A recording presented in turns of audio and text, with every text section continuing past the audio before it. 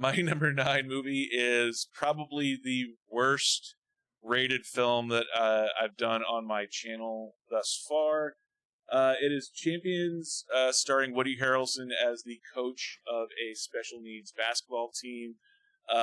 Very similar to the Mighty Ducks, except instead of hockey, it's basketball, and instead of kids, it's special needs adults. This is directed by Bobby Farrelly. It is not a good film. I gave this one 22 out of 100, barely over 1 star. A train wreck of a film. Do you remember the Mighty Ducks when it's, the first scene is Emilio Estevez getting drunk and getting sentenced by the court? They couldn't even do that right. I was really looking forward to this film. Yeah, this is a train wreck. I loved it. Really? Yeah. What am I missing about Champions? I think this might have to do with it. I saw it at Regal Mystery Movie, and I thought it was going to be this or 65, and I thought it was going to be 65, like I was sure almost, but it ended up being Champions, and the crowd in my theater we were laughing, we were having fun. I think it was just the theater. I mean, I still liked the movie, but I think it was the theater experience. I laughed a good amount. It was a cute story, even though it's a very derivative story, very paint by numbers story. I liked it, and yeah, the performances by the special needs cast, and for me, Woody Harrelson and Kaitlin Olson, I thought did a pretty good job. I didn't think I was gonna buy them as a couple, and it still was a little iffy, but I really still liked them, and I don't know, it just hit for me. I love this cast, and I love Kaitlin Olson, and I haven't really watched much of It's Always Sunny in Philadelphia. But I love Woody Harrelson, and Woody Harrelson, he's been nominated for 3 Oscars.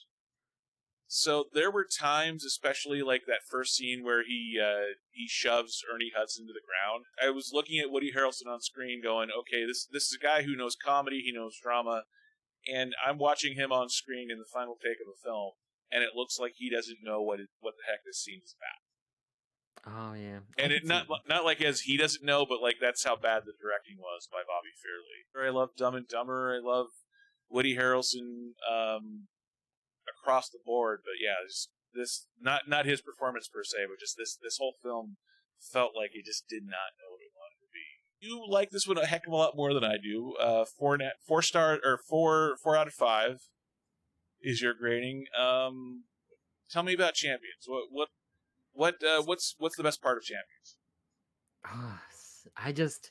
It was such a surprise. Like I said, I saw it at Mystery Movie, so I think I didn't have much expectations, and then I just enjoyed it, and the whole theater was laughing and cheering, and we all really liked it. So I think it was the collective theater experience, but also just I was just surprised, but I really liked it. I thought it was funny, fun, energetic. It's very paint by numbers, very very paint by numbers, but um I liked it. The comedy worked, the performances worked. I love when you can and make it work, inclusiveness. Like they have the special needs. They actually have special needs cast playing special needs characters, and yeah, I thought it all worked very well. Actually, um, if you would ask me, so right after seeing it, right after seeing it, I had at the top of my movies of the year list. Really? So far, yeah, so far. So it was only like 2 months, but because I saw it at the end of February. But yeah, no, I had it at 4.5 out of 5. I loved it. And I had it at the top of my list.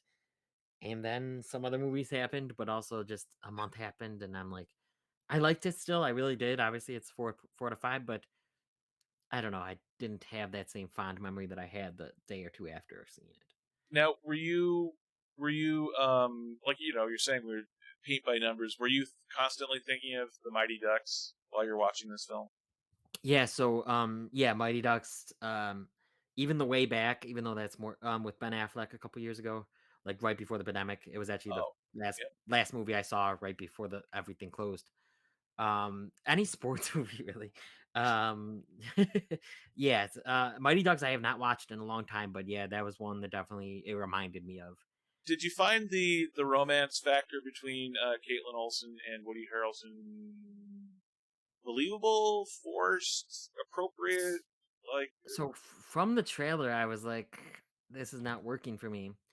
Um, and I don't know their ages, but aren't they like they're he's in his good? 50s, she's in her 40s.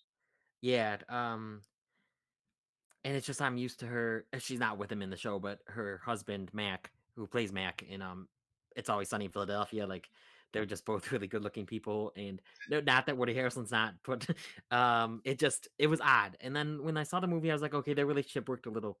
I think their relationship worked a little better than I expected before the Yeah, and when I was watching the trailers, because I was thinking the Mighty Ducks, I was thinking that she was the mom of whichever special needs character movie. Yeah, was in she's the this. team, Yeah. which kind of made me.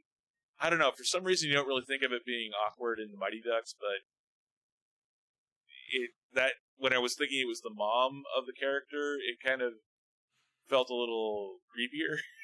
Oh, I don't know why, and maybe it shouldn't, but it just kind of felt like that. okay. Yeah, I loved her in it though. I love her. I think she's such a comedic actress. She's a great comedic actress. Yeah, and Um, did you like the whole thing with the Shakespeare van and stuff? That was one thing I really did like too. Yeah, that was yeah, that was cute, and it was, because It's Always Sunny, she also wants to be an actress or something, or famous, so I thought it was kind of a funny they probably didn't do it on purpose, but I just thought it was funny that she wanted to be, famous or an actress, in this one. So yeah, I liked it. And the thing that I really liked about this film, and I can't remember which character it was, but the character who wanted to go to Winnipeg, Canada, and go to the longitudinal center Oh, yeah. of all of Canada. I thought that was a fun line and a fun. I kept thinking of Jerry Maguire. I kept thinking of the human head weighs 8 pounds. Like I thought that was sort of like a similar random factoid. That like, oh, I had no idea that Winnipeg was the longitudinal center of